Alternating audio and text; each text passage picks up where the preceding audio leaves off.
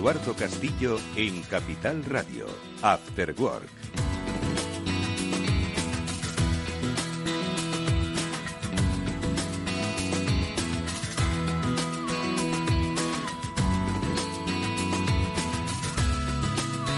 ¿Qué tal, amigos? Muy buenas tardes a todos y bienvenidos un día más a este espacio de ciberseguridad al que dedicamos nuestro tiempo de After Work todos los lunes, un espacio que quiere acercaros la realidad de nuestro tiempo, de un tiempo conectado en el que las amenazas y los peligros acechan, un tiempo en el que hemos hecho de nuestra privacidad lo más público que existe y que, por paradójico que suene, tememos muchísimo perder esa misma privacidad a manos de otras personas. Como siempre, vamos a hablar de cuáles son los riesgos a los que empresas y particulares estamos sometidos en esta sociedad digital, pero también a las soluciones de los especialistas y que estos nos ofrecen para prevenir o en el peor o mejor de los casos, en el mejor peor de los casos diría yo, solucionar el problema y que los daños no sean irreparables.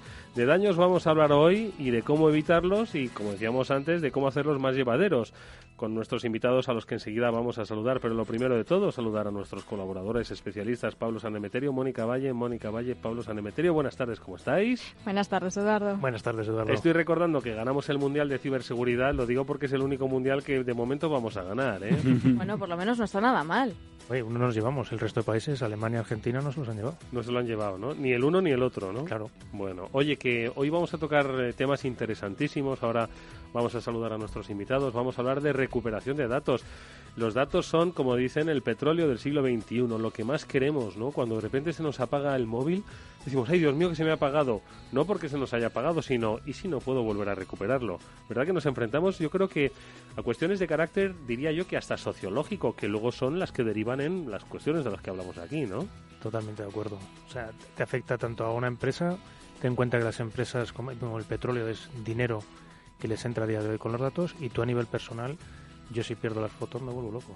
Sí, ahora los dispositivos móviles no valen tanto por el dispositivo en sí. Bueno, algunos es verdad que valen mucho, pero más por los datos que contienen. Lo que no quieres es perder esos datos. Y hoy vamos a dar pues algunas pistas para que esos datos no los puedas perder, o sea, muy difícil perderlos. Vamos a hablar de cómo nos comportamos frente a los datos, de cómo la tecnología nos puede ayudar a no sufrir tanto, pero también de la sociología que hay detrás del acoso a través de las redes, ¿vale? Porque será otro de los temas que toquemos hoy con los especialistas. Pero vamos por partes. Hablamos de recuperación de datos de informática forense. Lo vamos a hacer con los especialistas de OnRetrieval, que es una de las empresas más destacadas de nuestro país en ayudar a compañías, especialmente a las pymes, a inocular su cultura preventiva y de seguridad, y también, como ya hemos dicho, si el mal está hecho, bueno, pues ellos ayudan a que este daño sea menor, tratando de recuperar los datos o ayudando a identificarlos en la lucha contra el cibercrimen. Pero si algo nos pone en riesgo, pues somos nosotros. Al final, nosotros somos los principales que nos ponemos en riesgo, las principales personas que nos ponemos en riesgo, nuestro comportamiento en la red, en la vida digital, ¿no? Bueno, pues este es el principal causante y responsable de nuestros problemas, porque hay alguien siempre que pone la bala, pero muchas veces el gatillo lo acabamos apretando nosotros, ¿no? Bueno, pues de esta ingeniería social también vamos a hablar con otro de nuestros invitados, de cómo somos vulnerables. Por un lado hablaremos con César García, el CEO de OnRetrieval, de esa recuperación de datos, pero también hablaremos con Enrique Serrano, que es responsable de pues una de las iniciativas para detectar a los haters, a los odiadores, y cómo ayudar a que la gente, bueno, pues no tenga que sufrir el acoso a través de Internet. Bueno, pues de todo ello vamos a hablar en nuestro programa, que pues alcanzará probablemente hasta las 19:40, pero antes, como siempre, esa reflexión editorial que nos deja Pablo Sanemeterio.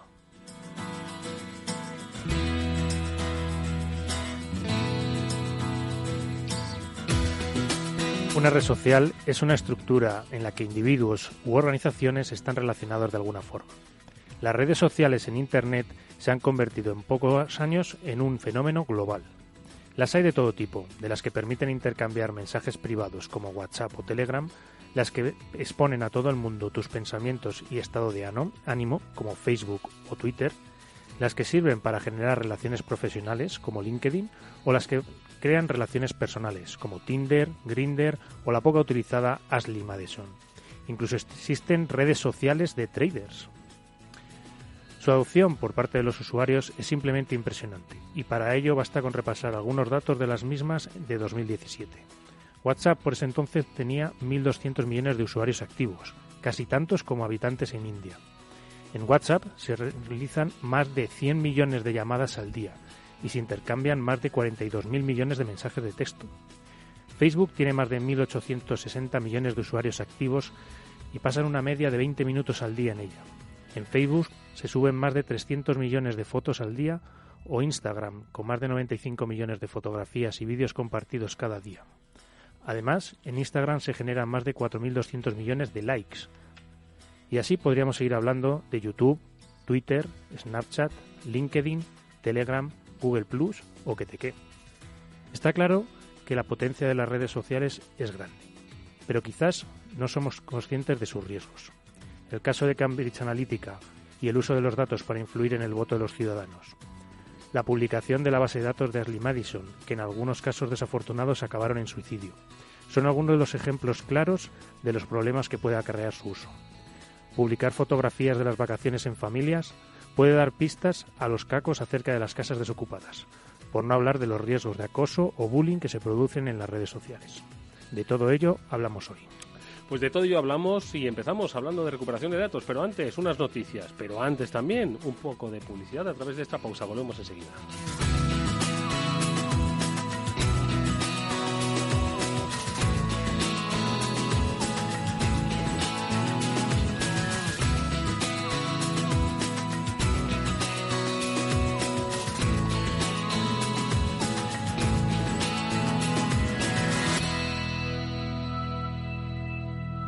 After Work, con Eduardo Castillo. ¿Sabía que el oro se ha revalorizado un 335% en los últimos 20 años? Ahora que lo sabe, seguir dejando todo su dinero en el banco es su decisión. O si lo prefiere, invierta parte de sus ahorros en oro con Degusa y mantenga su poder adquisitivo. Infórmese en el 911-982-900 o en degusa-mp.es. Degusa Oro, la inversión segura.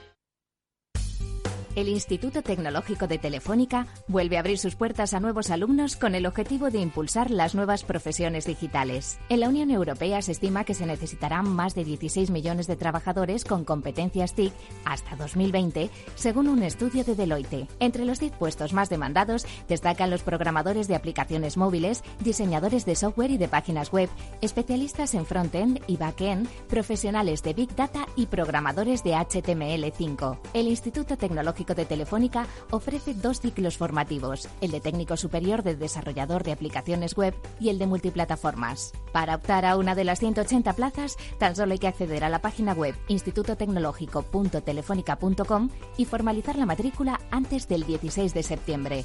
No esperes más. Las profesiones del futuro te esperan en el Instituto Tecnológico de Telefónica, con prácticas garantizadas.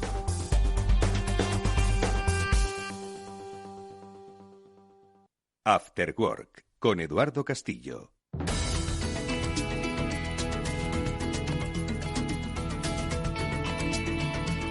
Bueno, pues hoy vamos a estrenar una sección en este programa todas las semanas y precisamente con los especialistas de OnRetrieval nos van a traer las noticias más destacadas o los temas sobre los que debemos fijar nuestra atención y que son referencia para usuarios y empresas.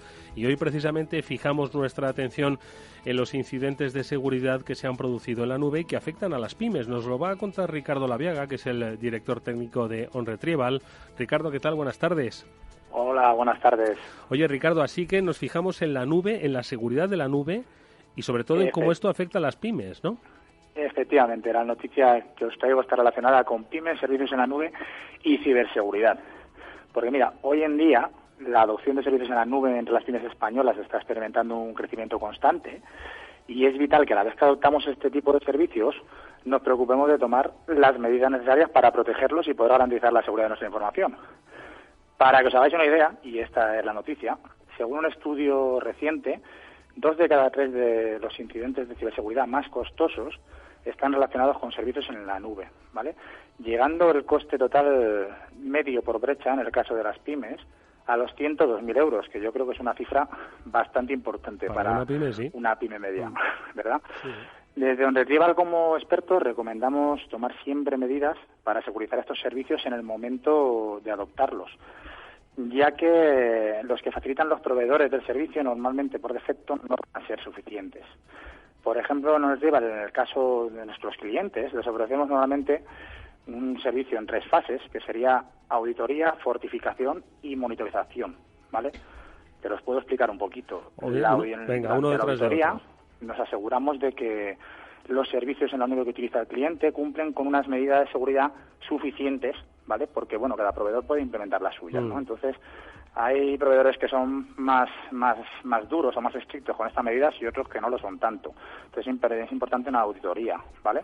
Durante la fortificación lo que hacemos es optimizar la configuración de seguridad del servicio, ¿vale? Para que esté bien configurada, ¿vale? Y durante la fase de monitorización nos valemos de una serie de herramientas para poder detectar posibles intrusiones y para monitorizar toda la actividad de los usuarios. Esto es, podemos saber, por ejemplo, cuando un usuario descarga un archivo o lo sube a la nube, cuándo recibe un correo, cuándo lo envía y desde dónde. Analizando toda esta información, nuestro equipo puede detectar con estas herramientas patrones sospechosos de actividad, ¿no? Por ejemplo, que nos puedan decir que, bueno, si de repente nuestra empresa está en España y se está descargando un archivo desde otro país, por ejemplo, o se está descargando una gran cantidad de información que no, de una forma que no es habitual, nosotros tendríamos una alarma, podríamos parar esa actividad, podríamos avisar a la empresa y evitar una posible fuga de información, por ponerte así un ejemplo. Oye, Ricardo, de todas formas, yo creo que las pymes es que no tienen conciencia de que la nube pues también puede suponer un riesgo. Piensan que, primero, que no identifican muy bien dónde está la nube y piensan que por estar como en otro sitio que no está dentro, como que ya está seguro y que nadie puede acceder a ella. Y esto es quizás una de las principales confusiones que más las pone en riesgo, ¿no? Efectivamente. Te puedo poner un ejemplo muy sencillito.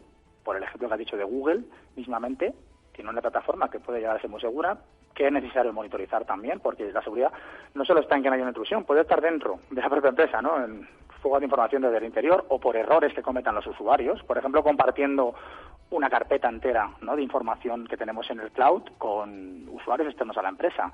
O puede no estar bien configurada la seguridad. Podemos no haber obligado a que se haga una verificación en 2 pasos, que es este mensajito que nos llega con una clave, un PIN, ¿no?, para poder acceder a la cuenta. Es una segunda verificación de que tú eres el usuario auténtico después de la contraseña, pues la contraseña, las credenciales nos la pueden robar en cualquier momento. Y de esta manera pondríamos una traba más a ese intruso que nos quiere acceder a la información. Pues esos son pequeños detalles de los que mucha gente no es consciente y que son muy muy importantes y pueden crearnos graves problemas en caso de no hacer hincapié en estos servicios y en securizar estos servicios. Tan importante es como 102.000 euros, ¿sabes? Que eso para una pyme ya te digo lo que puede suponer. Y es una media, o sea que ya sabemos, puede ser más o menos. Exactamente, bueno, pues peligroso, sí. Auditoría, fortificación y monitorización. Y lo primero de todo, ser conscientes de que nada puede ser seguro si no ponemos las herramientas para ello. Bueno, pues Ricardo Laviaga es el director técnico de OnRetrieval, nos ha traído esta noticia que nos hace pensar en que, bueno, la nube se puede securizar, sí, pero seamos conscientes de ello. Ricardo, gracias y hasta la próxima semana. A ti, buenas tardes. Bueno, pues con Ricardo hemos comentado esta noticia que me apuntaba Pablo Sanemeter y dice, es que tú te acuerdas cuando dije que la nube es el ordenador de otro, ¿no? Es la realidad, o sea, ahí Google te está poniendo un ordenador, tú lo usas, pero el ordenador es de Google. Exactamente, entonces, bueno, tus datos, tus archivos están en el ordenador de otro, así que, ¿cómo están de seguros? Bueno, pues nos lo ha contado Ricardo Laviaga. Nosotros vamos, si os parece, a repasar pues un par de noticias más y que tienen que ver, pues mira, ya que has mencionado las redes sociales, con Facebook, que es la protagonista del año 2018. Y es que no para, Mónica, porque creo que admite haber compartido más datos, en este caso con empresas tecnológicas, ¿no? Sí, Eduardo. En este caso ha sido un informe publicado por el New York Times que ha revelado que la red social llegó a acuerdos con por lo menos 60 empresas fabricantes de software y de dispositivos móviles para ofrecerles datos de los usuarios de Facebook una vez más. Apple, Samsung o Amazon son algunas de las compañías que se podrían haber beneficiado de información sobre datos de uso, patrones y preferencias de los usuarios. Una nueva polémica, como bien decías, de Facebook que no levanta cabeza desde el caso de Cambridge Analytica. No levanta cabeza, la verdad. Veremos en qué acaba derivando la gran red social, ¿verdad? Veremos. Más cosas y relativo sobre todo a la brecha de los datos, Pablo. Typeform, que es un software, si no me equivoco, muy popular para realizar encuestas. Para hacer encuestas, sí. Pues por lo que comentan, ha sufrido una brecha el 27 de junio. Parece ser que un atacante consiguió explotar una vulnerabilidad, le permitió acceder a los servidores y descargarse backups, en principio dicen parciales, de hasta el 3 de mayo. ¿Vale? Entonces, bueno, allí tienen datos, aparte de las encuestas, correos electrónicos. Dicen que en ningún momento se han visto expuestos usuarios, passwords y datos bancarios, pero que en principio pues han parchado la vulnerabilidad. Dicen que en media hora después de conocerla. y que han avisado a todos los usuarios que estaban en esos backups para que anden pendientes, pues si acaso reciben correos de phishing, de scam, cosas que intente sacarles alguna otra contraseña que no sea solo esta. Oye, hoy vamos de datos, Mónica, porque también creo que Ticketmaster ha sufrido una brecha de seguridad, que le han robado datos de carácter personal y también de las transacciones que se realizan a través de ella. Justo, eso parece que hoy va el tema de datos, como no podía ser de otra forma. La semana pasada miles de usuarios de la plataforma de compra de entradas recibían un correo electrónico que alertaba de que habían sufrido un fallo de seguridad y aconsejaban por si acaso cambiar la contraseña. Esta brecha de datos podría haber sido provocada, según la empresa, por un producto de atención al cliente gestionado por un tercero, que fue el que provocó la filtración de datos de casi el 5% de la base de datos global de clientes.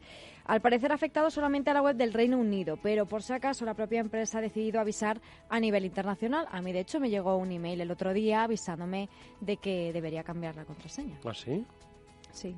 Oye, esto entiendo que lo han tenido que... Te ha llegado esto es como ya el reconocer, ¿no?, de la nueva ley de protección de datos, el reconocer que... Exactamente, sí, las empresas tienen que reconocer, una vez que han sufrido esta brecha de datos, tienen que informarla al organismo oficial, pero también a los clientes para que puedan actuar, en este caso, pues cambiar la contraseña. Oye, ¿esto es lo que va a hacer Adidas en Estados Unidos, Pablo? Bueno, según comenta en Gadget, los atacantes han conseguido obtener usuarios y contraseñas, pero parece que se ha quedado en el ámbito de Estados Unidos. Dicen que por suerte no se han visto comprometidos ni los datos de bancarios ni los datos de entrenamiento, porque tienen, por lo visto, también en estos servidores datos de entrenamiento de las personas. Pero entiendo que, al ser Estados Unidos no tienen esta obligación de notificar, pero como imagen deberían hacerlo. Bueno, pues ¿qué les han parecido estas noticias? Datos, datos y datos. Nuestros especialistas, ahora vamos a saludarles, son, precisamente expertos en esta materia. César García es el CEO de OnRetrieval. César, ¿qué tal? Buenas tardes. Buenas tardes. También vamos a saludar a Enrique, a ver si lo digo, Enrique Aparicio, que es uno de los responsables de Mundo Hacker. Enrique Serrano Aparicio. Enrique, ¿qué tal? Buenas tardes. ¿Qué tal? Buenas tardes. Que no me salía. No te preocupes. El dato, que no tenía el dato. Oye, una reflexión inicial. El dato es nuestra vida, ¿eh, César? El dato lo es todo. El dato es el valor que tiene la empresa. Y nosotros en esta línea lo que hacemos es tratar de ofrecer esa segunda oportunidad a la empresa, una vez que ha perdido ese dato, de recuperarlo y que continúe el negocio. Ahora profundizamos en lo que ayudáis desde OnRetrieval. Tu reflexión sobre estas noticias, Enrique. Los datos para bien y para mal, ¿no? Sí, efectivamente. Antiguamente se utilizaba el malware para simplemente romper ordenadores, romper empresas, y ahora ya no. Ahora los atacantes quieren algo más, quieren dinero, quieren datos. La información es poder en este año. ¿Cuánto estaríais dispuestos a pagar por recuperar vuestros datos? ¿Cuánto valoráis vuestros datos? No me lo digas. No que nos pongas una cifra que luego te la piden. Eso, que nos lo cuente nuestro invitado hoy, César García.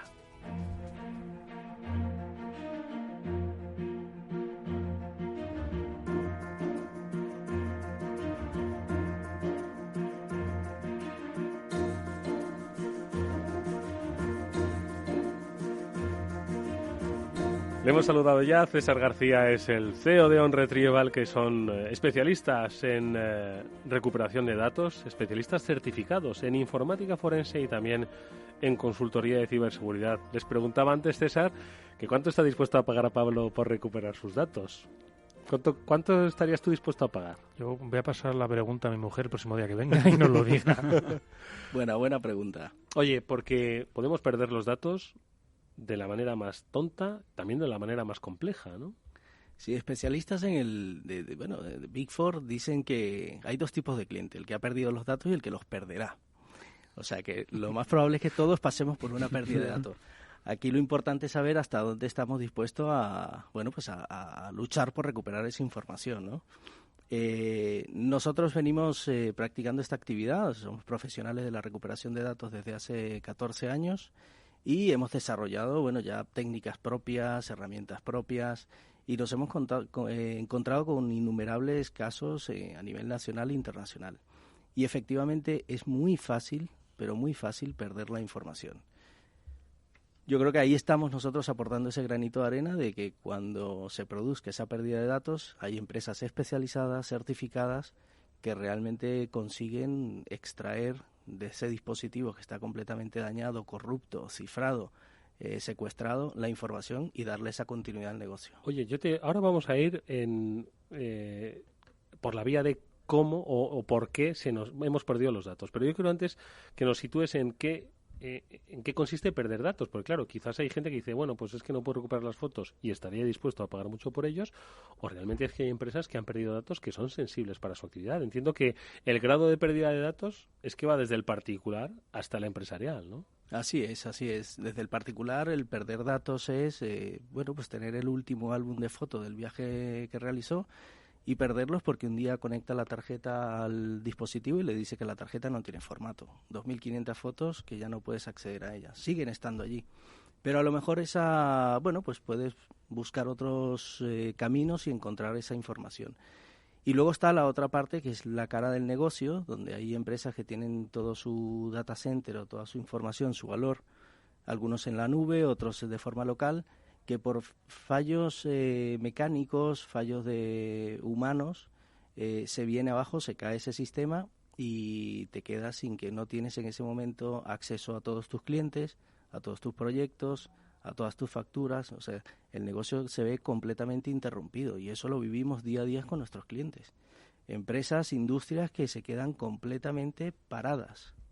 Y es que es cierto, he leído también estudios y noticias que hay empresas, hay determinadas estadísticas que lo dicen, que una vez que pierden esos datos, ya sea por un problema de un ciberataque o porque los han perdido de alguna otra forma, están obligados a cerrar ese negocio porque sin los datos no pueden seguir funcionando. Sí, hay 1 de cada 3 empresas que pierden la información que se ve obligada prácticamente a cerrar. No me digas.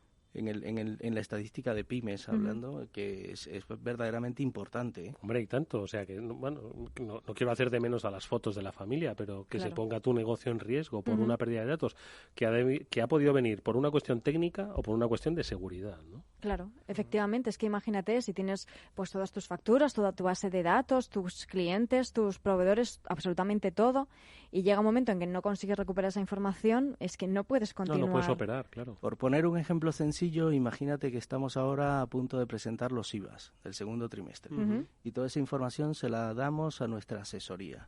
Esta asesoría, que no deja de ser más o menos una media de 10 trabajadores, una pyme, le entra un ransomware, ve que toda la información que tienen sus sistemas, además de terceros, es decir, 150 empresas para la que trabaja, en ese momento tiene los datos secuestrados.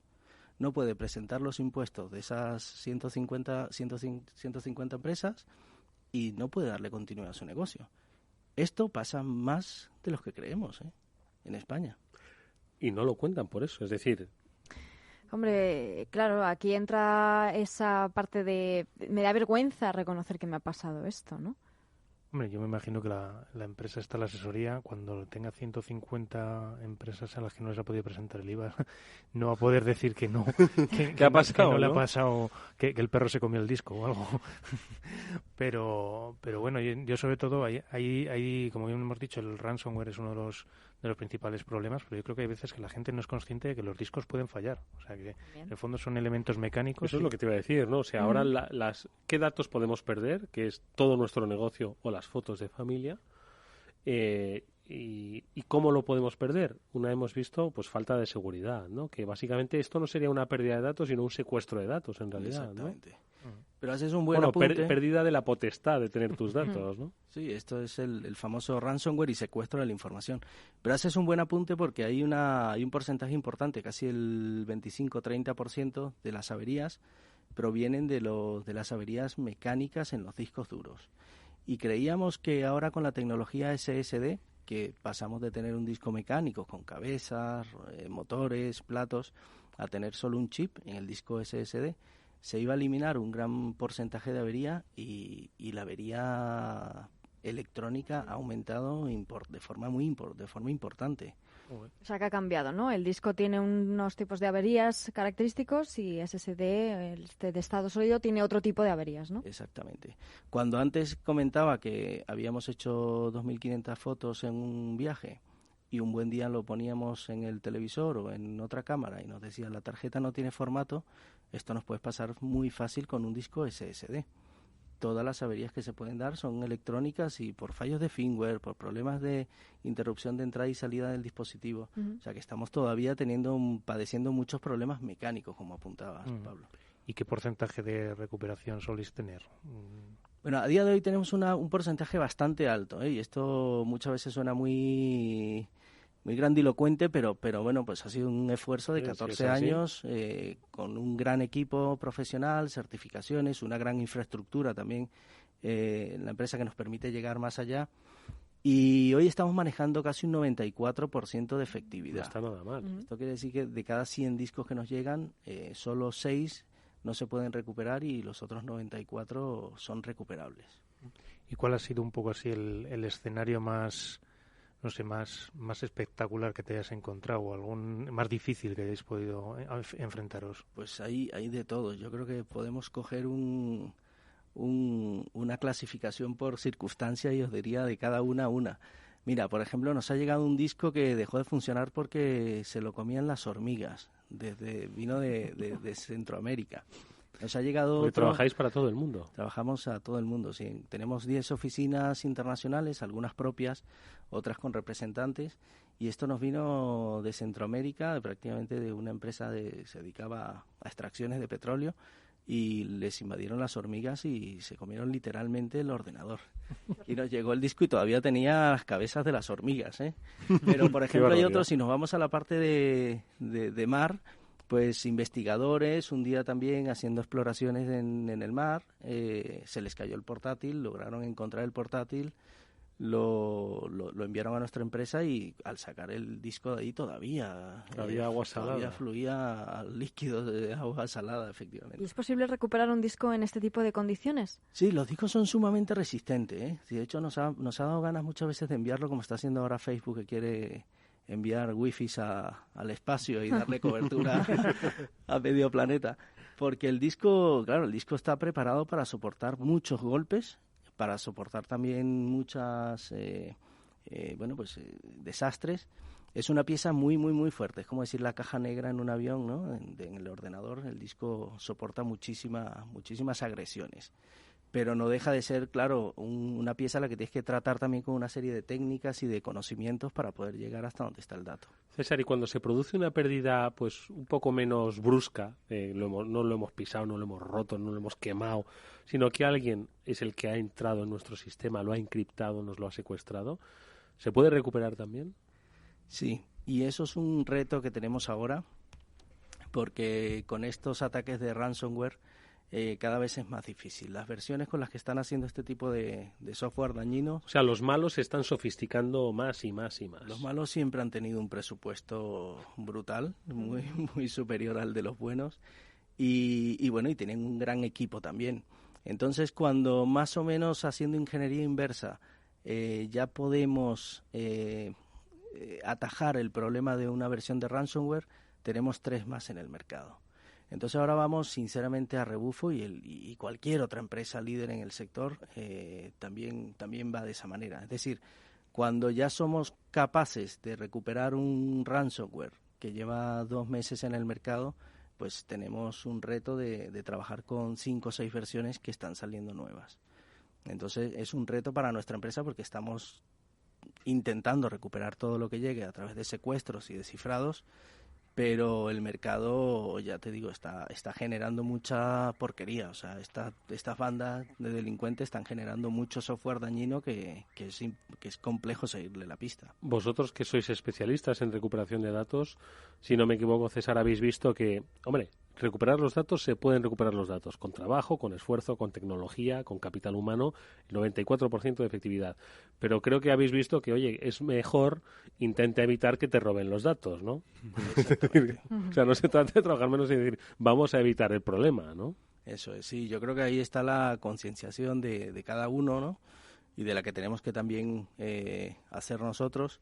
Es muy fácil de que te infecten un ordenador. De hecho, bueno, también habéis comentado esto. Hay muchísimos ordenadores que están infectados, están trabajando como trampolines para infectar a otra serie de ordenadores y el usuario no lo conoce, no lo sabe.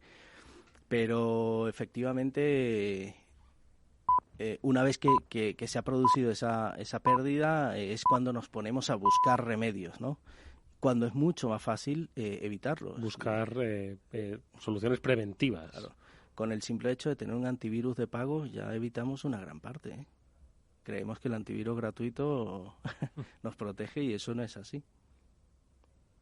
Vosotros tenéis de todas formas en OsRetrieval pues una otra línea. Ahora vamos a hablar de la informática forense, ¿no? Que también un poco está derivada, ¿no? De esa recuperación de los datos, pero hay una línea además muy potente en la que estáis trabajando con fuerza, que es la de la propia ciberseguridad, ¿no? Al final, bueno, la recuperación de datos puede venir porque hemos dejado caer nuestro dispositivo o nos lo han robado, pero al final entiendo que es la ciberseguridad lo que va cogiendo más peso y más riesgo, ¿no? Para el usuario, ¿no? Sí, ahí estamos apostando también un equipo bastante profesional en la parte de ciberseguridad.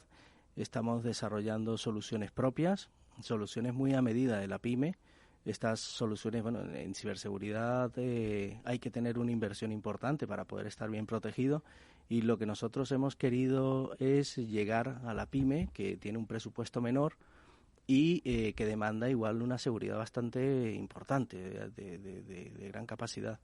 Ahí llevamos 2 años desarrollando una solución. Empezamos trabajando con un SIEM y hoy tenemos una solución que es prácticamente un poco más completa, adecuada en cuanto a coste y facilidad de implantar y funcionar, y sobre todo haciendo foco en esa empresa de una persona o de una a 100. De 1 a 100 personas, donde la media está pues en estos 30, 40 empleados más o menos. Oye, pero antes comentando el tema de la gestoría, por ejemplo, igual nos está escuchando alguna pyme, alguna gestoría y dice, eso a mí no me va a pasar, hombre. ¿Eso por qué me va a pasar a mí? Tenemos esa especie de falsa confianza en que eso le pasa a otros, ¿no? ¿Por qué sucede esto? Hombre, esto sucede porque sinceramente no estamos para nada protegidos, ¿no? Prácticamente este tipo de empresas tiene una protección muy, muy, muy liviana, la primera prácticamente, y con una inversión muy pequeña.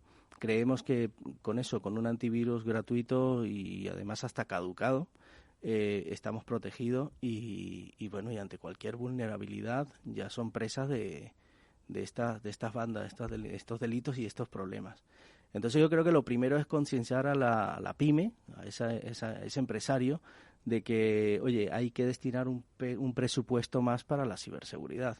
No es baladí, o sea, te estás jugando en la continuidad de tu negocio por no disponer de esa inversión, de esa pequeña inversión en esa área, ¿no? ¿Y esa solución que ofrecéis vosotros, César, en qué consiste? Para una persona que es una empresa, ese autónomo, para una empresa de hasta 100 personas, ¿en qué consiste? Bueno, es una solución, yo diría, muy generosa, fantástica, porque voy a decir que muy buena, ¿eh? Y es una solución que lo que busca es sobre todo de alertar a esta empresa, ¿no? Es una solución que puede ir que puede funcionar a través de una forma virtual o de una forma presencial de hardware dentro de la empresa.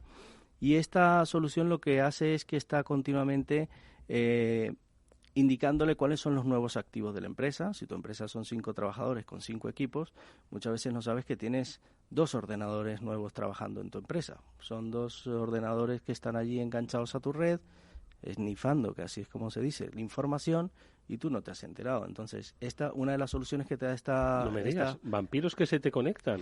O sea, además sumamente fácil, ¿eh?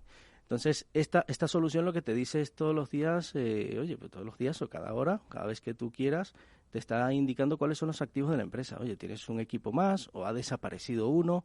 Luego te está indicando también cuáles son los ataques que estás recibiendo, ataques automáticos que recibimos todos simplemente por estar conectado a Internet, donde tú también vas a poder manipular y decir, oye, pues cierro esta serie de puertos, oye, esto es un ataque que ya pasa de ser automático a un ataque dirigido, o sea, me están tratando de tirar abajo un servicio.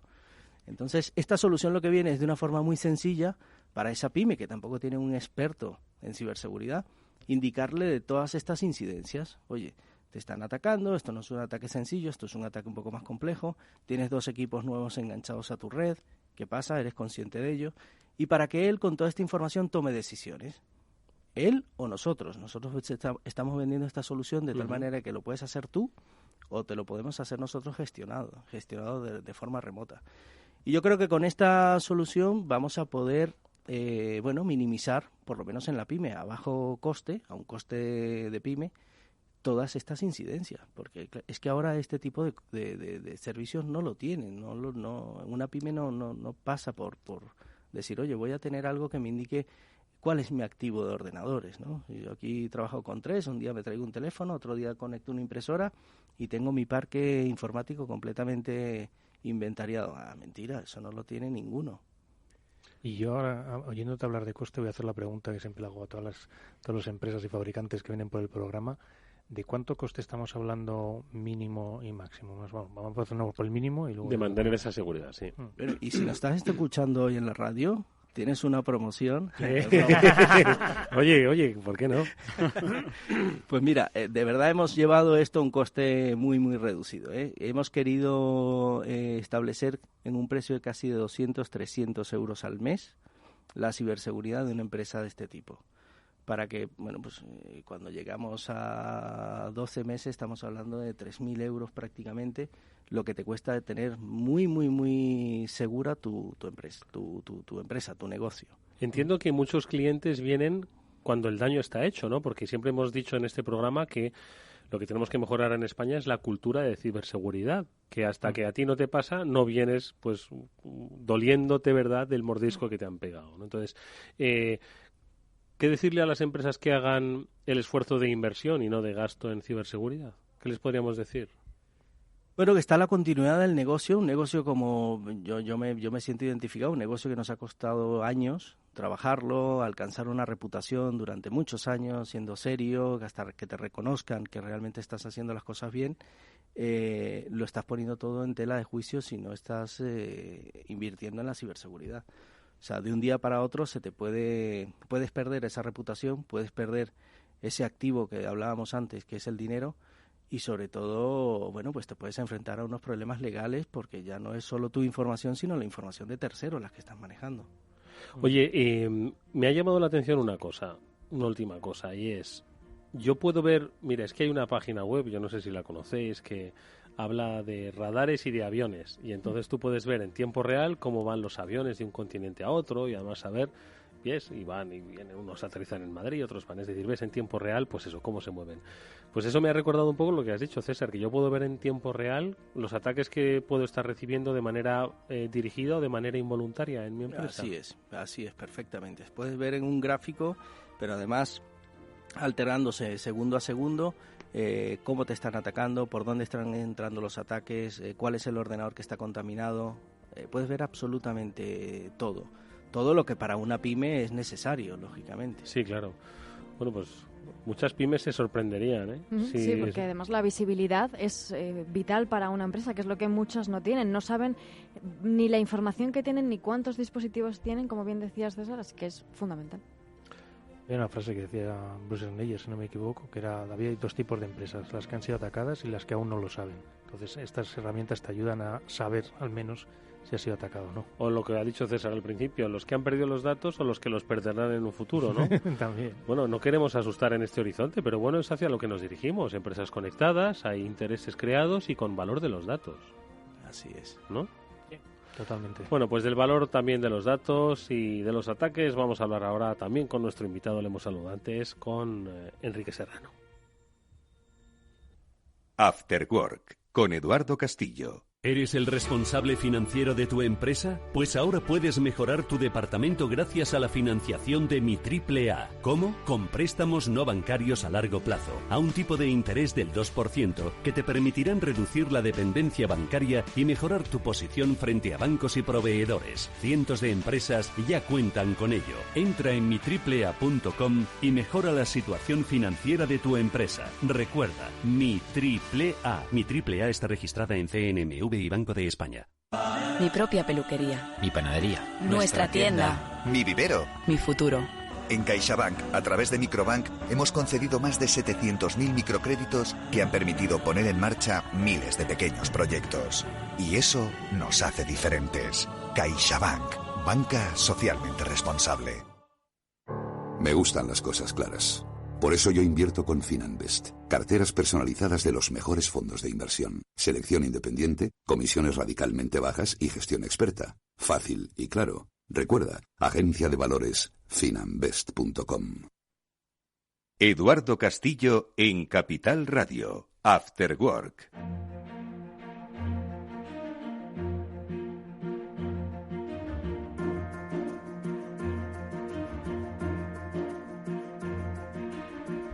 Nos contaba ahora fuera de micro César García que el producto que han diseñado y creado para las pymes para protegerlas se llama Aramida y que viene de la época napoleónica, incluso una especie de coraza, ¿no?, que impedía, a esos generales de Napoleón ser víctimas de esos ataques, y ellos, en honor a esa seguridad, ¿no?, que creó este nombre, el Aramida es ahora con lo que queréis proteger a empresas, ¿no? Bueno, pues esto viene al caso también un poco para hablar con nuestro invitado, con Enrique Serrano, de ojalá hubiese Aramida para las redes sociales, ¿verdad? Ojalá. Y que no hubiese haters, porque de odiadores vamos a hablar y de cómo reaccionar frente a esas circunstancias que mucha gente, por desgracia, nos hemos encontrado. Hay que decir que Enrique es experto en seguridad y uno de los cofundadores de Mundo Hacker, que es una de las referencias en la televisión sobre el mundo de la ciberseguridad. Y que, es un personaje muy conocido junto con Mónica Valle, ¿no? Que aquí tenemos a gente de primer nivel, ¿no? Conocido por su trabajo en Cazadores de Trolls en La Sexta, donde ha trabajado junto con Pedro García Aguado a localizar esos presuntos acosadores online. Precisamente derivado de este programa, y ahora nos lo va a contar, han creado un despacho de abogados, TQ Abogados, y una asociación importante, Stop Haters, contra el odio y el acoso en Internet. Pues eso, Enrique, que ojalá que hubiese Aramida, ¿verdad?, en las redes sociales, ¿no? Sí, efectivamente. Cada día se ve que las redes sociales proporcionan un anonimato que no hay duda de ello, y la gente lo usa para hacer el bien o para hacer el mal, ¿no? Por ello, después del programa de Cazadores de Trolls, junto al despacho de abogados TQ Abogados, Pedro García Aguado, hemos creado una asociación para seguir haciendo lo que hacíamos en televisión, pero fuera de cámaras, ¿no? Porque lamentablemente recibimos, semanalmente 30, 40 casos cada uno de la asociación pidiéndonos ayuda, ¿no? Es una barbaridad. Lo mismo que le preguntaba a César, ¿cuándo uno piensa que le han robado los datos? Y yo te lo pregunto, ¿cuándo uno se siente acosado, ¿vale?, y lo pone en manos de especialistas o incluso de la policía? Sí, a nosotros nos gusta considerar que cuando hay un momento en el que tú detectas, tú tienes una vida normal, y hay un momento en el que ya esa vida normal se ve cambiada, o cada vez que vas a hacer algo lo piensas un segundo antes, voy a subir una foto a internet, no, mira, espérate, si dicen algo de mí o si... Ese momento es el cual el presunto acosador está influyendo ya mucho en tu vida y consideramos que ya hay un acoso. O sea, es decir, cuando tu vida normal se ve alterada por un tercero. Estamos hablando de que el acoso se puede producir a través de cualquier red social. Antes Pablo hablaba de las redes sociales, las principales redes sociales. Estas se pueden producir a través de Twitter, a través de Facebook, a través de Instagram, a través de, entiendo, todo el elenco de redes, ¿no? Claro, de todas las redes sociales. Antiguamente, efectivamente, solamente existía acoso por la calle, ¿no? Ahora mismo existe en Internet, y tenemos muchos casos en los que ya no solamente es en un sitio o en otro, sino que se mezclan. Te hago una foto y te la subo a Instagram. Mira, te he visto hoy en el metro y te hago una foto escondida. ¿Eso sucede? Es el siguiente paso ya, efectivamente. Lo estamos viendo en casos reales, ¿eh? Claro, es que, Enrique, el problema del acoso en Internet se dice que es más dañino, ¿no?, que el acoso tradicional que tenemos, por ejemplo, en los colegios, porque es 24/7, ¿no? Las víctimas lo perciben constantemente a través del dispositivo móvil o de Internet. ¿Qué efectos tienen las víctimas que hayáis observado? Hay diversos tipos. Hay que diferenciar acoso a empresas, acoso a gente adulta, acoso a gente, a gente muy mayor o a gente muy joven. Por ejemplo, a los jóvenes, que es un tema que está muy enlazado con el bullying, ¿no?, en los colegios. Ocurre que un chico de ahora nace casi con un móvil ya en la mano, ¿no? Igual que antes tenías tu sitio de peluche, ahora tienes tu móvil. Entonces, eso que ha crecido contigo, que has visto pelis cuando eras pequeño, que va siempre contigo, de repente te empieza a hacer daño. Entonces, esto... el cerebro no lo entiende y dice, oye, ¿cómo es posible que mi sitio de peluche, ahora en vez de ser mi sitio de peluche, me esté atacando? Y hay muchos chavales que están yendo a psicólogos, que les está afectando ya no solamente el hecho que te acosen, como podía ser antiguamente en el cole, sino que lo que era tuyo de tu casa, es que ya llega un momento en el que no tan también invasión de intimidad, de la dignidad de, oye, ¿qué está ocurriendo? O sea, mi sitio de peluche me está atacando a mí, ¿no? Entonces, hay muchos casos. Hay casos muy extremos de intentos de suicidio, que hemos visto algunos, lamentablemente. Hay casos de empresas que han tenido que cerrar la empresa debido a la mala reputación online que se hace de ella, la competencia que hace de ella, ¿no?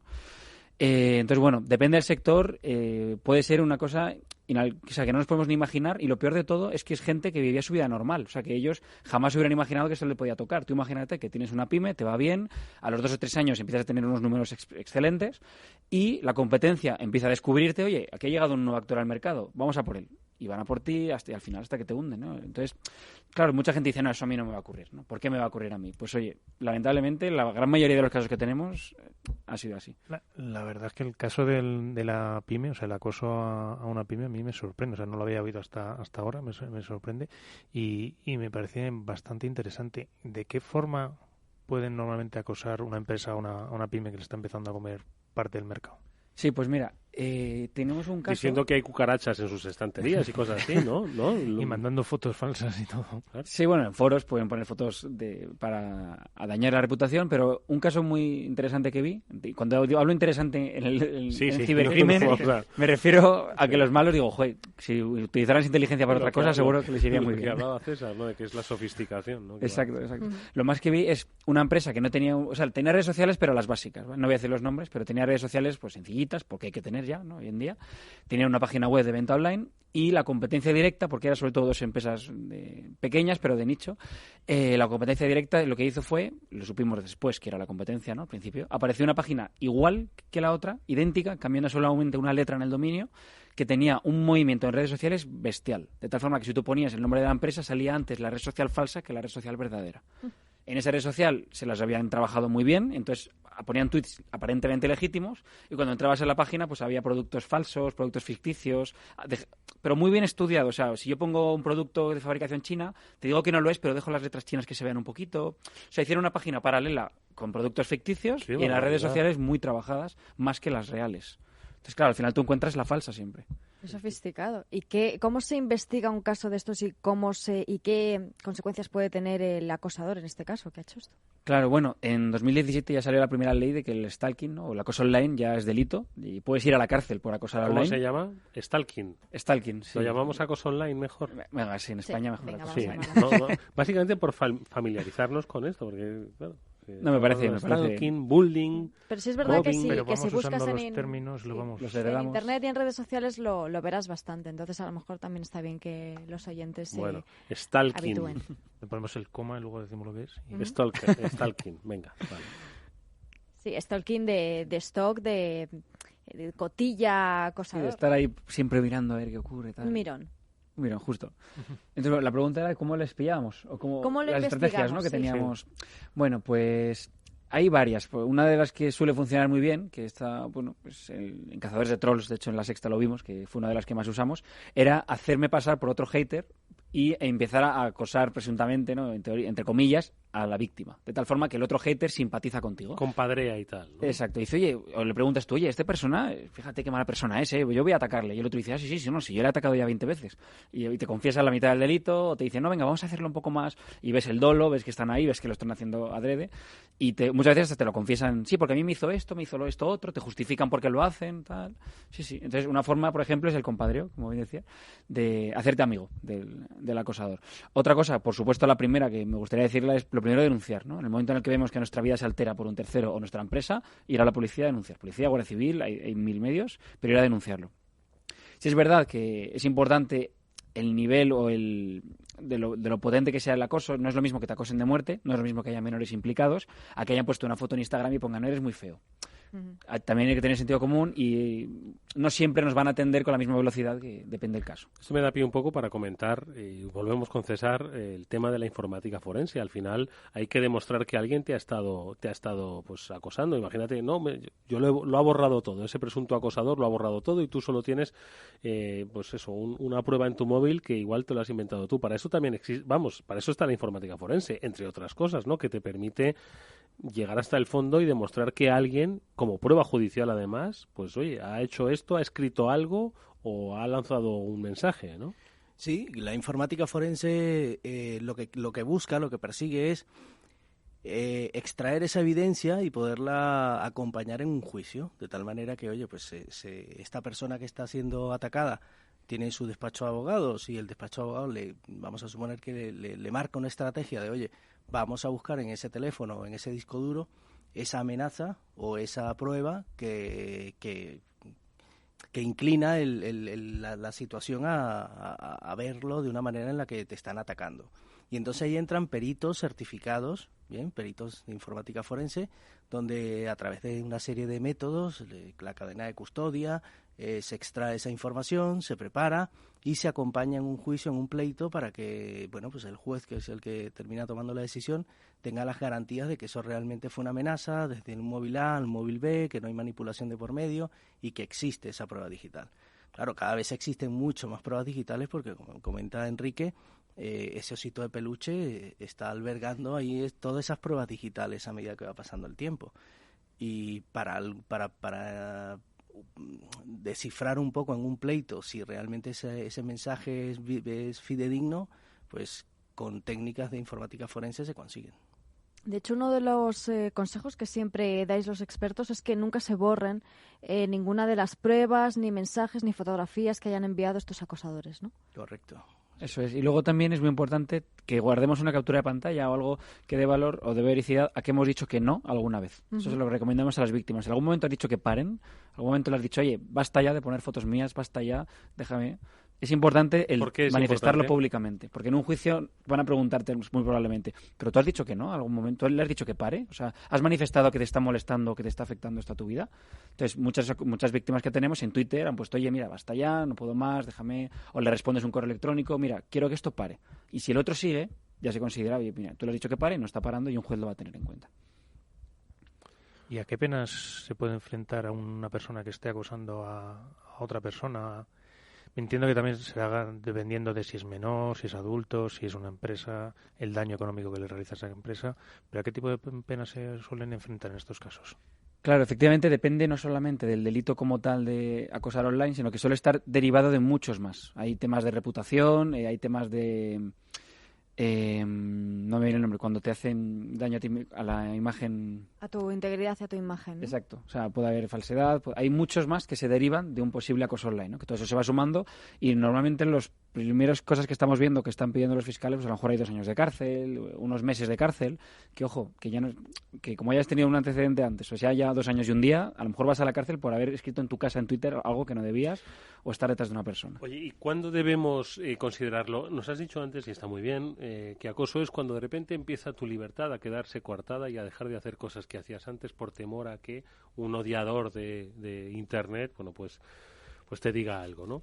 Pero también tampoco vamos a pensar que todo el mundo es odiador porque hemos mostrado una opinión, por ejemplo, en Twitter y nos han dicho, oye, tú eres un desgraciado por mostrar esa opinión. Es decir, ni tanto ni tampoco, ¿no? Es decir, ¿cuándo debemos considerar eso? Que una persona, pues oye, simplemente discrepa de nuestra opinión, llamándonos lo que sea, porque tampoco entiendo hay que darle tanto trabajo a la policía, ¿no? No, claro. Sí, es como la vida real. Al final, Twitter y las redes sociales, mucha gente se llena la boca diciendo, no, libertad de expresión, pero como siempre, ¿no? Mi libertad termina donde empieza la de los demás. Y si hay otra persona que ya tiene miedo a publicar, que su vida cambia, pues oye, a lo mejor es que tu libertad ya no solamente es una opinión, sino que estás coartando a alguien y no respetando su derecho al final. Oye, con respecto a la asociación que habéis creado, Stop Haters, ¿qué persigue para que nuestros oyentes, bueno, pues de alguna forma, aquellos que ojalá no sea así, pero bueno, pues puedan tener interés, ¿qué van a encontrar en ella? Bueno, pues en Stop Haters tenemos tres columnas. La primera es la de los abogados, que es muy importante, ¿no? Hace falta una asesoría jurídica, hace falta que alguien te acompañe a ir al juicio, que testificar, que testificar, no, cómo afrontar este caso de manera judicial, ¿no?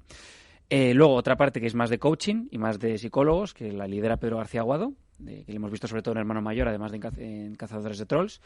Y luego la parte técnica, que la lidero yo, pues para localizar a un acosador online, localizar o identificar a un acosador online, que muchas veces se esconde entre las redes. Entonces, estos 3 pilares también nos nutrimos con voluntarios que vienen, porque esta asociación es sin ánimo de lucro, por lo tanto viene mucha gente a pedirnos ayuda, que no tiene recursos, que no puede.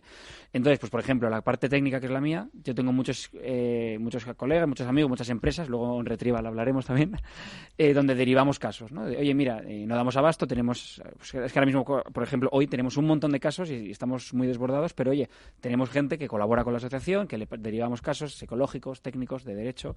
Y luego, en cuanto a las víctimas, tenemos 3 abanicos, ¿no? Que esto nos gusta decirlo y lo decimos abiertamente.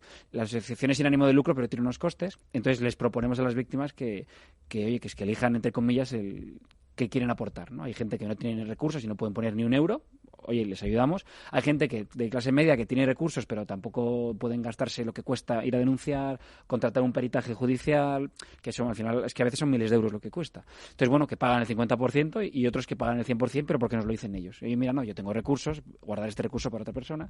Entonces, bueno, lo digo porque ayudamos a todo el mundo y con más, menos recursos y hasta donde llegamos. Es verdad, como comentaba, que estamos con muchísimos más casos de los que nos podemos imaginar, pero siempre damos respuesta a todo el mundo tarde o temprano y algunos tardan más, otros tardan menos, pero siempre nos gusta responder a todos. ¿Qué os parece, César, Mónica, Pablo, esto de vivir para odiar a través de las redes? Es una pena porque además todas estas infraestructuras están para poder sacar partido y utilizarlas positivamente y prosperar, ¿no? Y toda esta gente que lo hace de forma negativa, molestando y generando, problemas, pues la está mal usando, ¿no? Y esto siempre es como cuando compras un cuchillo muy afilado y lo vas a utilizar para hacer un buen cocido, le estás dando una utilidad bastante importante, pero si ya piensas otras cosas con ese cuchillo y eres capaz incluso de herir a alguna persona, es una pena, ¿no?, que estés utilizando ese material para esto. Así, es un poco la opinión que puedo dar de esto, ¿no?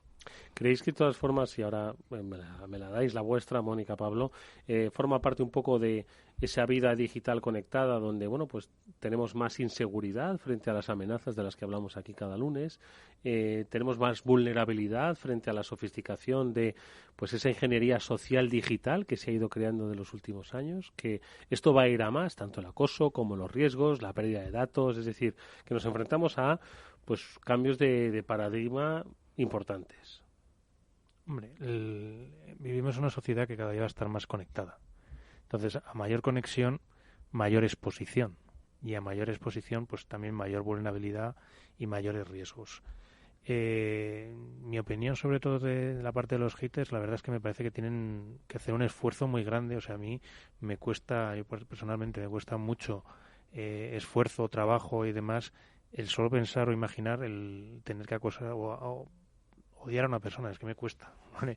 O sea, es mejor vivir en positivo, me refiero. O sea, vivir en negativo al final te acaba consumiendo a ti mismo. Y sobre todo es una cantidad de esfuerzo que podías dedicar a cosas positivas o a cosas que te repercutan a ti en positivo, que sobre todo creo que si lo llegaran a saber igual dejaban de hacer toda esta parte negativa. Sí, muchas veces ocurre lo que hemos comentado en muchas ocasiones, que se esconden detrás de ese falso anonimato que dan las redes sociales, que como bien decía César, pues es una lástima que se use así con la cantidad de beneficios que tienen las redes sociales y otro tipo de tecnologías. Pero afortunadamente y cada vez más hay tanto iniciativas como la de Enrique, como Stop Haters, o la fantástica labor que están haciendo Policía y Guardia Civil y todos los organismos oficiales luchando contra este tipo de delincuentes, porque son delincuentes, y que se empiecen a enterar, ¿no?, de que no son tan anónimos, que al final se les puede cazar y que no van a salir indemnes de todo eso. Sí, me gustaría comentar también que hay otra asociación con la que llevamos trabajando mucho tiempo, se llama Rewind, de rebobinar en inglés. De hecho, hay un emoticono. Yo creo que WhatsApp. parte de lo de la cultura esta que tenemos que es por lo de las palabras, Os lo digo. Pero ese es el nombre de la iniciativa, Eduardo, hombre. Rewind. Bueno, pero esto tiene sentido que sea en inglés porque comenzaron como un concurso en Facebook, una iniciativa, quedaron campeonas de Facebook, campeones también, perdón, que hay 2 chicos, son 8 chicas si no me equivoco y 2 chicos. Entonces esta iniciativa lo que hacen es, cuando detectan odio online, ponen el iconito de rebobinar, ese que tiene el emoji que tenemos, el icono del emoticono, sí, de rebobinar, y les etiquetáis a ellos, a Rewind. La gente les @Rewind y pones el emoticono. Cuando detectas odio online.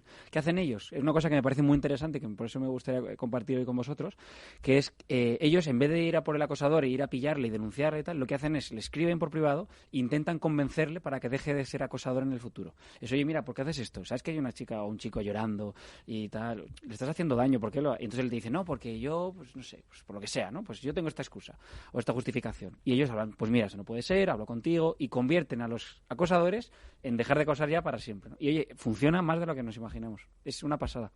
Entre comillas, convierten a muchos acosadores en paradores de acoso, ¿no? Le sacan del lado oscuro. Les sacan del lado oscuro. Igual, ¿sabes qué? Igual es una persona hablando a otra persona que se siente sola y que al final nadie se ha dirigido a ellos o ellas, porque detrás del acosador puede haber de todo. Sí, o que no te escuchan y simplemente lo compartes con esta asociación y, oye, cambian.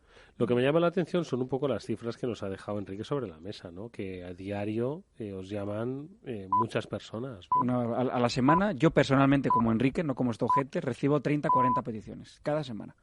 Y como cada uno de mis compañeros lo mismo, más el correo que tenemos, info@stowhaters.es, que nos llegan parecido. Tenemos hasta un sistema de tickets ya para gestionarlo y algunos se enfadan, nos dicen, oye, que has tardado una semana en responderme. Ya bueno, claro. Esto al final es sin ánimo de lucro, lo hacemos porque queremos. Oye, en las redes sociales, de la misma forma que algunas han anunciado que van a poner tecnología y recursos al servicio de, por ejemplo, la detección de noticias falsas, ¿no se puede trabajar en crear tecnologías para evitar el odio a través de Internet? Sí, algo hay. Estamos, Mónica, en Instagram, por ejemplo, tú puedes filtrar comentarios. Si me pones un comentario que ponga friki, no lo bloqueo. O sea, puedes poner tu política de seguridad en tus comentarios para que al menos... O sea, taguear palabras de odio, algo así. ¿O? Correcto. Claro, bueno, de alguna forma cada usuario puede elegir palabras que quiere bloquear para que no le aparezcan. Ya existe lo de bloquear a otros usuarios y demás, pero seguramente que avanzará la tecnología para, como dices, Eduardo, que se bloqueen automáticamente ese tipo de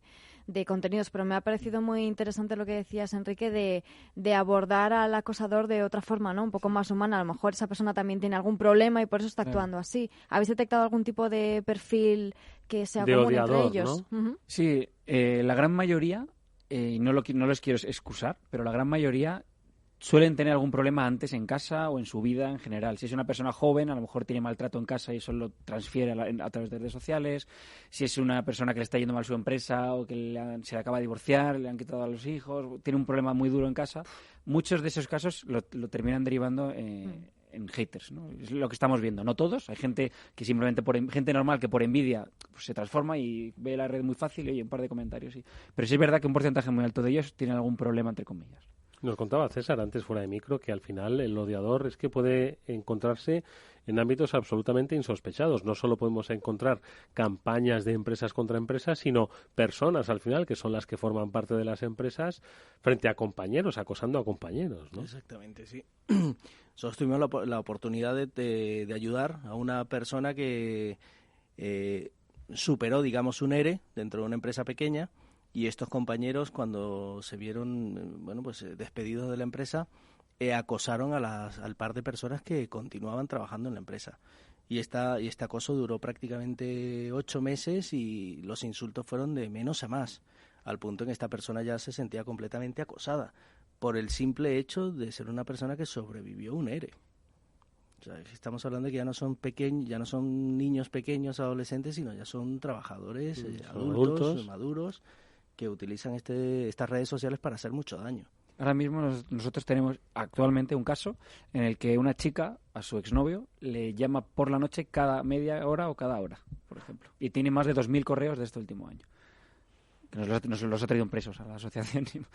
Por darle un pequeño truco, yo no voy a decirle que apague el móvil porque igual que recibir alguna llamada. O que cambie, ¿no? Claro. Pero bueno, existen los modos nocturnos, existen los modos también de bloquear algún número concreto para... Sí, exacto. Hay aplicaciones como Truecaller, que la suelo recomendar. Ya, sin embargo, es un poco lo que decía Enrique. Oye, ¿yo por qué tengo que apagar mi móvil? Claro, ¿Por qué tengo que cambiar de número? No tienes que cambiar de móvil, me refiero que tenías aplicaciones y mecanismos para bloquearla. Lo sé. Pero que continúe tu vida normal. Que continúe tu vida normal. Sí, pero fíjate. O sea, y casos de chicos a chicas, mayores a menores, de todo, hay de todo lo que nos imaginemos, ¿eh? No siempre es de chico a chica, que es lo que más vemos en la tele a veces. Sí, hay de todo, de todos los colores. Pero esto ha llegado para quedarse y esto va a ir a más. O sea, yo creo que la solución pasa un poco por lo que comentabas, ¿no? Ya, por ejemplo, portales como Google ya toda la parte de fotos de pederasta lo tiene muy, muy, muy conseguido. O sea, tiene los metadatos en una base de datos, cualquier foto que circule de ese estilo la bloquea, denuncia prácticamente, cierra la cuenta inmediatamente. Yo creo que esto, bueno, pues llevarlo a otra red social no es nada complicado. O sea, todo tipo de acoso, como decíamos antes, el declarar una lista, ¿no?, de palabras que no nos gustan, la vamos a poder hacer y se van a poder ir bloqueando de tal manera que si el origen te está enviando ese tipo de mensajes.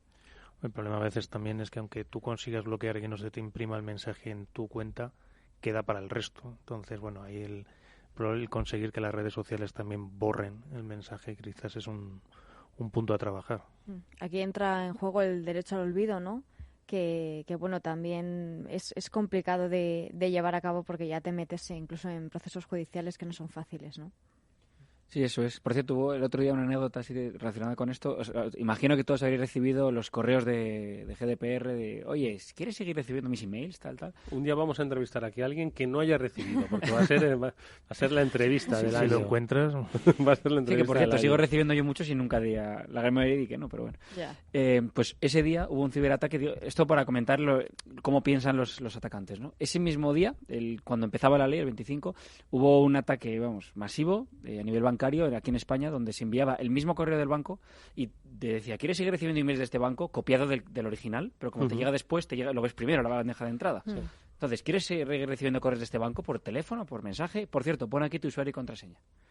La gente lo ponía, daba siguiente, el malo corriendo se ponía a hacer una operación y cuando te pide el SMS de confirmación, lo que haces es que en el formulario de GDPR ponía, por cierto, para verificar tus datos te vamos a enviar un mensajito. Dinos qué código es. La gente ponía el código para la transacción, lo enviaba. Por Dios. Madre mía. Y esto ocurrió el 25 de mayo cuando entró la ley en vigor. Pues imagínate, al mismo día, un email ataque masivo de ciberseguridad bancaria. Lo que pasa es que eso me vuelve a siempre lo que hemos hablado alguna vez, el tema de formación y de cultura de ciberseguridad tan importante, porque tanto por un lado no tiene sentido que andes acosando a una persona, como por otro lado el tema de ver que el banco no te va a pedir nunca tu usuario y tu contraseña. ¿Sabes qué pasa? Y os leo el titular. Lo decía el Norte de Castilla a propósito del Cyber Day en el que estuvo Mónica Valle. Expertos de toda España denuncian el bajo nivel de seguridad que hay en las empresas.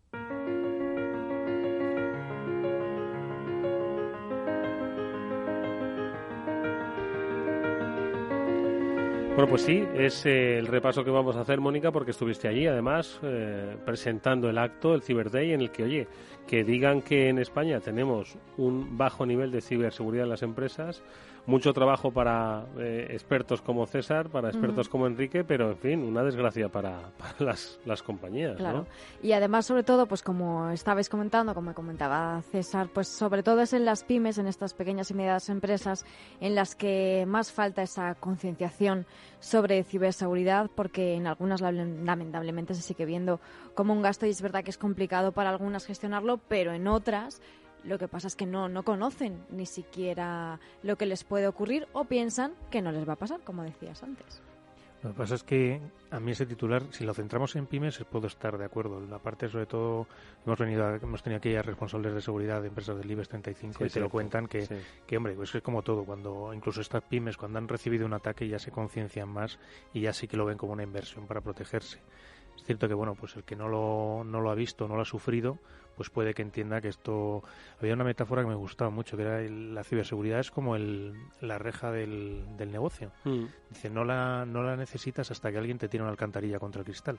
Pues esto en ciberseguridad es parecido. Hasta que alguien no te tire una alcantarilla contra el cristal, a tu empresa quizás no te das cuenta de esa necesidad del cierre. Pero es que yo creo, y poniendo ya la analogía, César, que las alcantarillas es que se van a empezar a lanzar contra cristales de una manera muy recurrente y, por desgracia, muy habitual, ¿no? Sí, yo creo que se están lanzando ya. Yo a veces pongo un ejemplo que me sucedió a mí hace poco, y es que cuando sales a otro país y vas a una feria, a un foro, te reúnes con homólogos de otros países, la gente se siente interesada en saber un poco más qué haces, intercambias tarjeta, vuelves a España y te encuentras con que tienes ataques dirigidos 3 y 5 días seguidos. Y dices, ¿por qué me están atacando? Qué raro. Y cuando empiezas a hacer ese análisis forense, ya faltaría más que no lo pudiésemos hacer nosotros, te das cuenta que ha sido el compañero con el que estuviste en Budapest, o en Moscú, o en Inglaterra, intercambiando tarjeta.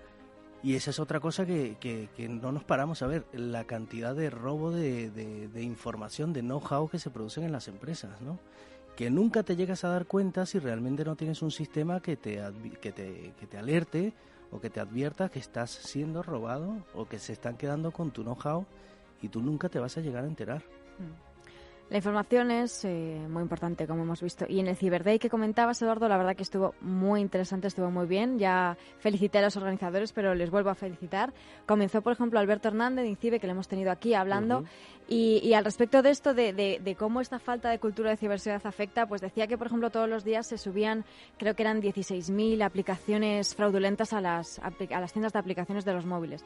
Pues que hubo una en concreto que era una aplicación que supuestamente si tú la pasabas por el cuerpo de una persona le veías desnudo, ¿no? O le hacías una foto a alguien y entonces la transformaba. Era aplicación de desnudas. Pues se la bajaron 100.000 personas que detectaron desde el INCIBE. Las gafas desnuda gente, ¿no? Sí, pues claro, eso en realidad lo que hacía era suscribir a un servicio premium a la gente. Evidentemente que eso no iba a funcionar, pero claro, 100.000 personas dijeron, bueno, pues por si acaso, ¿no? Iba a probar a ver si consigo. A ver si, oye, que nunca se sabe esto de la realidad virtual. Sí.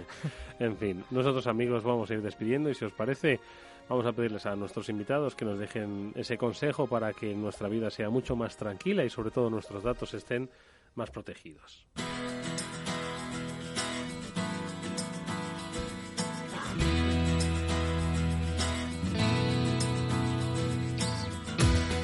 Pues hoy han estado con nosotros César García, el CEO de OnRetrieval, al que, César, te agradecemos mucho que hayas estado con nosotros y que, por supuesto, nos dejes sobre la mesa, dirigido a las pymes, que no nos asustemos, a ver, ¿qué hacer? Yo creo que hay que trabajar mucho la concienciación. Es vital para que realmente las pymes tomen conciencia de lo vulnerable que pueden llegar a ser y el valor que tienen sus datos. Y también la pregunta, ¿cuánto estaríais dispuestos a pagar por vuestro álbum familiar? Ahí queda eso. César García, de verdad, muchísimas gracias. Te veremos pronto por aquí. Gracias a vosotros, ha sido un placer. Y Enrique Serrano Aparicio, responsable de Mundo Hacker y de Stop Haters. Cuéntanos, venga, ese último consejo para pues aquellos que están sufriendo en las redes ese acoso, para que mañana dejen de sufrir un poco gracias a vuestra vida. A ver, ¿qué hacer? Sí, a mí siempre me gusta hablar no solamente de los casos, sino de los consejos para que esos casos nunca lleguen a ocurrir a los oyentes. Entonces, me gustaría dar solo 2 consejitos muy rápidos, sencillos, para que la gente aplique en sus casas. El primero es el activar el doble factor de autenticación en sus redes sociales y en el correo electrónico. Sí, ¿qué es esto? Vas a ajustes, seguridad, o a veces directamente en ajustes, pone inicio de sesión en 2 pasos, algo así.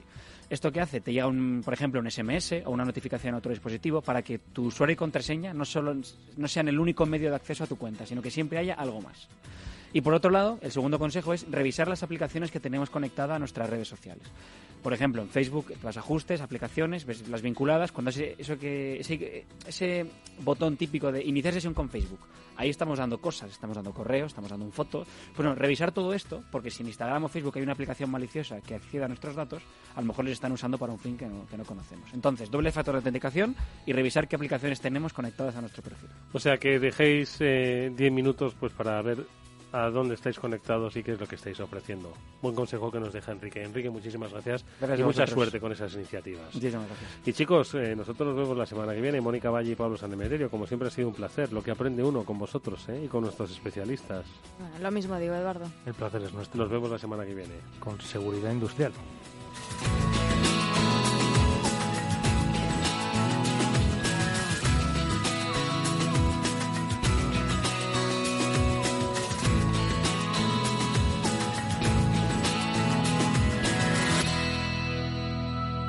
Eduardo Castillo en Capital Radio, After Work.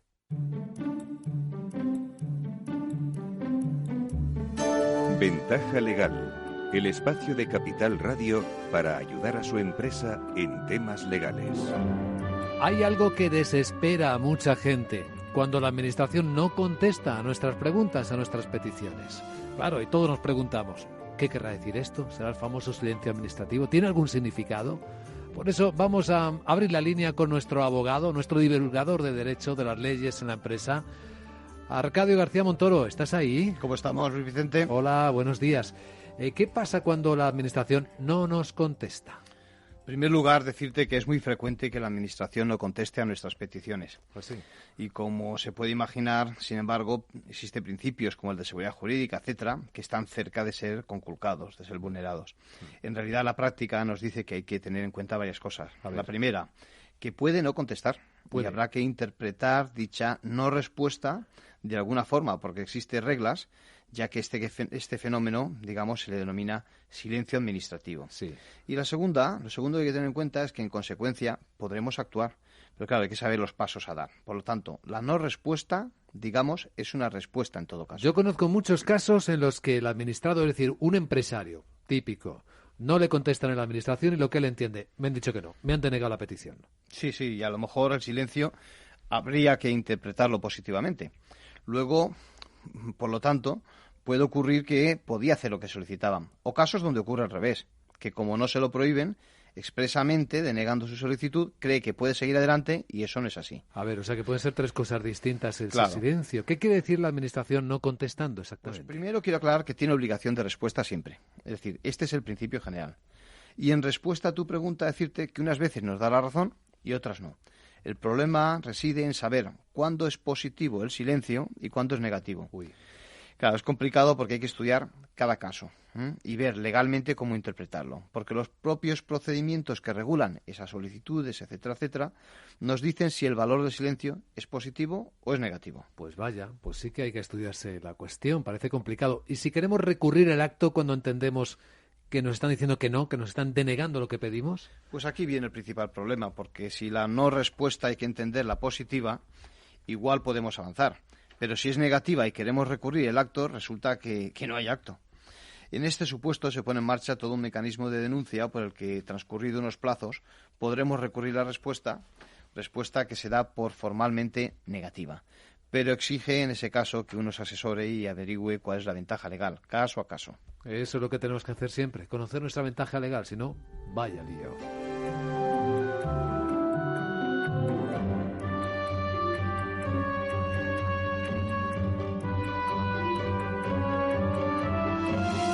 Puede descargarse los distintos consejos de Ventaja Legal en capitalradio.es. After Work, con Eduardo Castillo.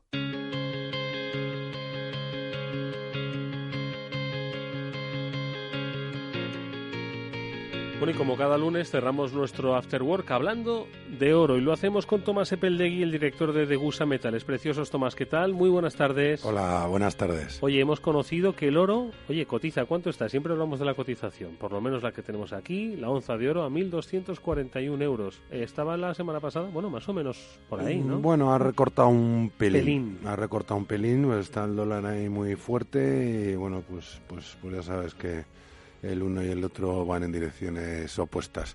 Pero bueno, eso al final con la oferta que nosotros ponemos encima de la mesa a los clientes, que es una inversión a largo plazo, lo único que se nos genera es pues oportunidades de compra. Oye, hay clientes que les gusta pues seguir las cotizaciones y entender que quizás tiene pues esos niveles o esas gráficas, pero hay otros que les gusta conocer los fundamentales de sus inversiones. Y hoy es de lo que vamos a hablar, de los fundamentales del oro, es decir, de por qué el oro es una buena inversión. Y para hablar de estos fundamentales, a mí me gustaría que nos remontásemos un poco a la historia, porque claro, mucha gente se puede preguntar, oye, ¿el oro desde cuándo es oro? ¿Desde cuándo vale el oro? ¿Cuándo el oro comienza a ser algo que vale hoy en los mercados? Bueno, pues mira, nos tendríamos que remontar aproximadamente unos 6.000 años, a finales del Neolítico, finales de la Edad de Piedra, en donde empiezan a aparecer, pues diferentes objetos ornamentísticos y joyería, podemos decir, o precursora de la joyería, así como, por ejemplo, pues aparecen cuchillos de sílex con la empuñadura, decorados con una empuñadura en oro. Y desde entonces todas las civilizaciones, todas las culturas han tenido el oro como principal, prácticamente hasta la segunda mitad del siglo XX, como referencia para su riqueza, ¿no? Bueno, y yo creo que hasta el día de hoy lo que sí está claro es que a lo largo de la historia de la humanidad el oro siempre ha ido en paralelo con el hombre. El oro ha sobrevivido a guerras, ha sobrevivido a enfermedades, a epidemias, a cualquier tipo de incidente, por decirlo de alguna manera, que haya podido tener el hombre a lo largo de su evolución en la historia, ¿no? Con lo cual, bueno, pues, ¿qué es ¿por qué en cierta medida se genera eso? Bueno, pues al final el oro, dado que, bueno, pues se encuentra repartido a lo largo de la Tierra de una forma, escasa, al final, bueno, pues se acabó y desde el principio siempre se le ha dado, bueno, pues ese valor, ¿no? Luego ya cuando empezó a mejorar la época en la cual, bueno, pues se intercambiaban bienes, pues al final el oro, para simplificar, acabó siendo ese bien que permitía todo el mundo, por su valor y su reconocimiento, el intercambio de diferentes mercancías, porque si no, pues imagínate lo difícil que es si tú solo puedes vender gallinas y lo que quieres es peces, y el de los peces lo que quieres son vacas. Bueno, pues al final el generar un metal como es el oro como referencia de valor reconocido universalmente, pues fue lo que realmente le ha traído hasta aquí. A lo largo del tiempo, además, se ha ido adaptando, ¿no?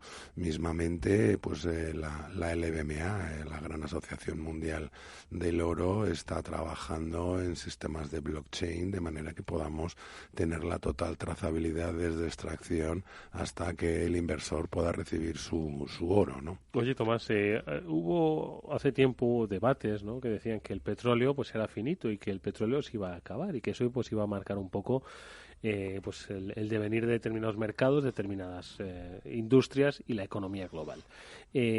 Luego se ha visto que el petróleo tampoco es finito, pero vamos, que hay petróleo. Yo me lo pregunto del oro. ¿El oro, cuánto oro hay en el mundo? ¿Ya se ha encontrado todo el oro que hay en el mundo o todavía hay más que está por encontrarse? Bueno, con estas cifras hay una cierta discrepancia porque, bueno, pues ten en cuenta que, claro, hacer una mínima contabilización del oro que se ha ido extrayendo de la tierra a lo largo de la historia, pues es francamente complicado. De todas formas, se estima que, bueno, pues en la época incluida la del descubrimiento de América y todo ese oro que se ve a lo largo de la historia, pues aproximadamente pueda ser en torno a un 10% del total de oro extraído sobre la Tierra, ¿no?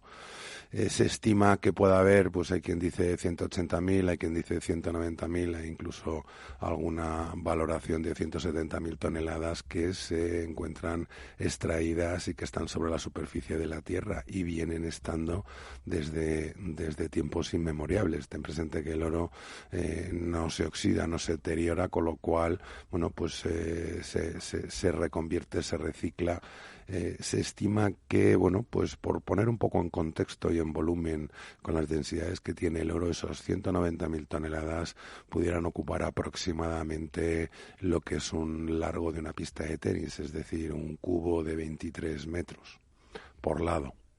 Eso es lo que ocuparía el oro minado a día de hoy.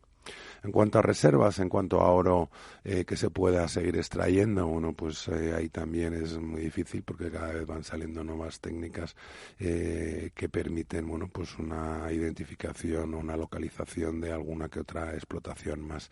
Se estima, o las cifras de las que se habla, son unas 50.000 toneladas. Al ritmo de hoy en día de producción, pues estaríamos hablando de en torno a unos 20 años más de extracción.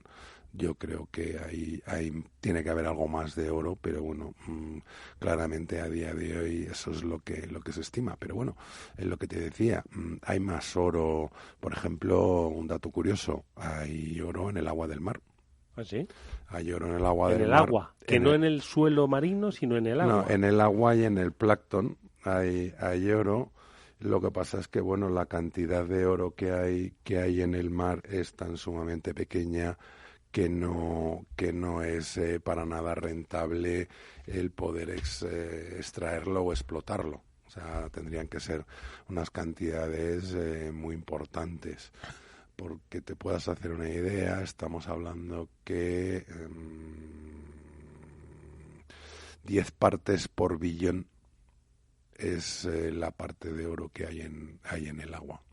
con lo cual, como ves, es una parte muy pequeñita, pero hay oro en el agua, de la misma manera que, bueno, pues hay partículas de oro incluso en alimentos que lo absorben del suelo. ¿Qué es lo que le da el valor al oro entonces? ¿La escasez, la dificultad de extracción, la densidad que tiene, pues, el propio metal? Sobre todo, bueno, pues yo creo que es un conjunto, o sea, tener presente que al final el valor se le da porque todo el mundo reconoce el oro como último medio de pago. Al final es valor lo que tenemos o lo que tiene un inversor en oro, es reconocido, es escaso, no hay capacidad de fabricar o de que las existencias de oro se incrementen enormemente, y bueno, pues los bancos centrales llevan siendo compradores netos de oro en los últimos 8 o 10 años, con lo cual ahí tienes claramente, bueno, pues la mayor credibilidad de lo que supone el oro para la humanidad, cuando los bancos centrales lo que están es haciendo acopios de oro. La verdad es que es un dato fundamental que un banco central compre reservas de oro.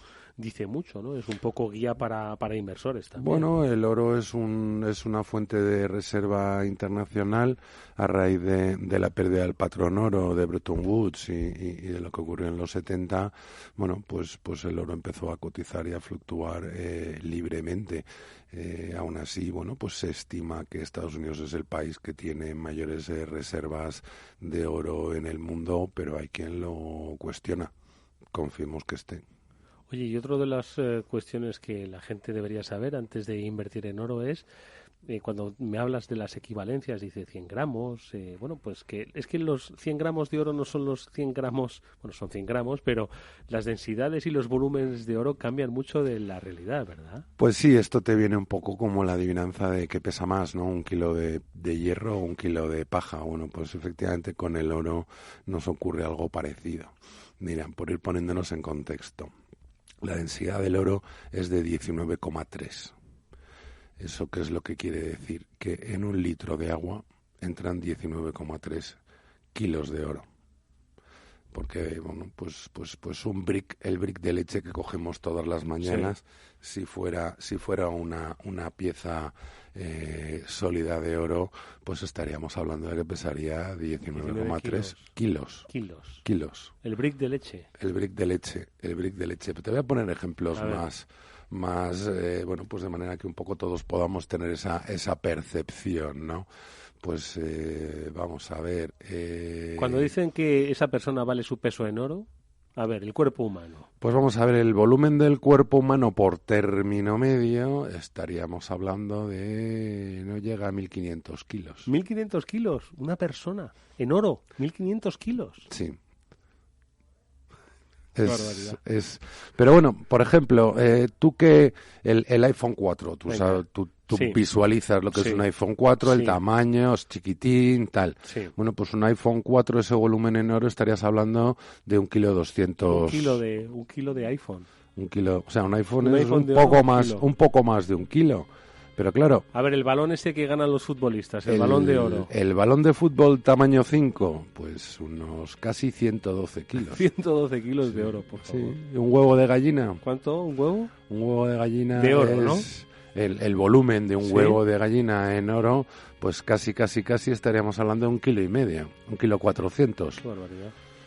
Una pelota de tenis, pues 2,5 kilos. Así como, bueno, pues ya te digo, una caja de zapatos. Una caja de zapatos no seríamos capaces de levantarla del suelo. ¿En cuánto se va? Estaríamos hablando de 200 kilos. Es increíble la densidad del oro. Yo invito a todo el mundo que quiera por lo menos percibirlo, sentirlo, que se acerque por nuestras instalaciones. Recuérdanos la dirección, Tomás, rápidamente. Sí, de Agusa hasta Metales Preciosos nos encontramos ubicados en la calle Velázquez 2, esquina con la calle Alcalá, enfrente del Retiro. Pues a ver la realidad del oro, ahí lo tenéis, Tomás Epeldegui, es director de Degusa Metales Preciosos. Tomás, muchísimas gracias. Muchísimas gracias a vosotros, hasta la próxima. Y a ustedes nos vamos con Alberto Coca dirigiendo técnicamente el programa y con Enrique San Valentín en la producción. Os habló Eduardo Castillo, mañana volvemos con más. Adiós.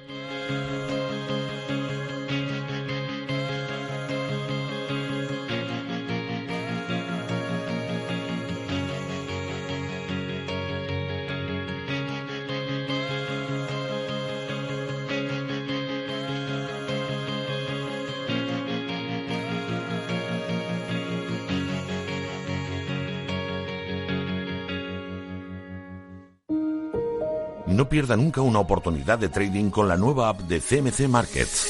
Más de 330 CFDs sobre divisas en mercados desarrollados y emergentes. Horquillas y garantías competitivas. Pruebe nuestras nuevas aplicaciones para dispositivos móviles para operar en el mercado más líquido del mundo. Descargue la aplicación de CMC desde su App Store o Google Play. CMC Markets, expertos en CFDs y CFDs Forex. Producto difícil de entender. La CNMV considera que no es adecuado para inversores minoristas debido a su complejidad y riesgo. Puede perder más de lo depositado. iPad y iPhone son marcas de Apple Inc. Android es una marca de Google Inc. Las familias de verdad tienen hijos que se ponen nerviositos cuando su padre les ve aparcar. Por eso las familias de verdad necesitan un seguro de verdad, como el de Mapfre, con el que toda la familia se beneficia de las bonificaciones de tu seguro de autos. Consulta condiciones en tu oficina Mapfre. Mapfre, colaborador del acontecimiento 8º centenario de la Universidad de Salamanca.